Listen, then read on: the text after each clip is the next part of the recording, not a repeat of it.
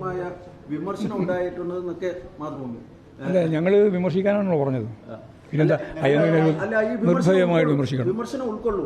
പിന്നെന്താ സംശയം? ഈ പ്രതിപക്ഷ നേതാവിന്റെ വിമർശനവും സ്വയം വിമർശനവും എല്ലാം പരിശോധിച്ച് ആവശ്യമായ നിലപാട് സ്വീകരിക്കുകയാണ് ചെയ്യുക. ഈ പ്രതിപക്ഷ നേതാവ് സ്ഥാനത്ത് നിന്ന് പിണറായി മാറണമെന്നുള്ള ഒരു ആവശ്യം ഉയർന്നതായിട്ട് പറയുന്നുണ്ട്. പുനഃപരിശോധന അതല്ല, ഞങ്ങൾ സംസ്ഥാന സെക്രട്ടേറിയറ്റും സംസ്ഥാന കമ്മിറ്റി ഏകണ്ഠമായിട്ടാണ് ആരായിരിക്കണം പ്രതിപക്ഷ നേതാവ് എന്ന് ചർച്ച ചെയ്തപ്പോൾ സഖാവ് പിണറായി വിജയൻ പ്രതിപക്ഷ നേതാവായിട്ട് വരട്ടെ എന്ന് തീരുമാനിച്ചത്. അതിലൊക്കെ അഭിപ്രായ വ്യത്യാസമുണ്ടെന്നൊക്കെ പ്രചരിപ്പിക്കുന്നതൊക്കെ തെറ്റായ പ്രചരണം മാത്രമാണ്. ഈ പത്രത്തിലും അതുപോലെ തന്നെ നിങ്ങളുടെ ചാനലിലും വരുന്ന വാർത്തയൊക്കെ വസ്തുതാപരമായിട്ടുള്ള വാർത്തയാണ് എന്ന് ആരും ധരിക്കില്ല.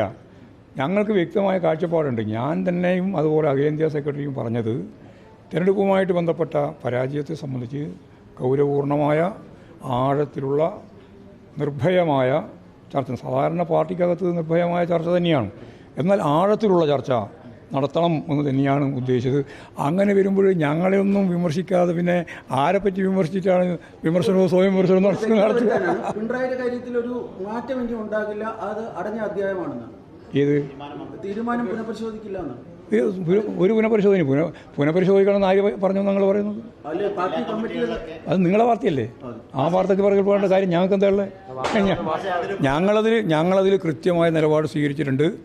സംസ്ഥാന കമ്മിറ്റിയാണ് തീരുമാനിക്കേണ്ടത്. PBയുടെ അംഗീകാരത്തോടുകൂടി ഞങ്ങൾ ഏകണ്ഠമായിട്ട് തീരുമാനിച്ചിട്ടുണ്ട്. ശൈലിയിൽ മാറ്റം വരുത്തുന്നു അതിൽ ശരി.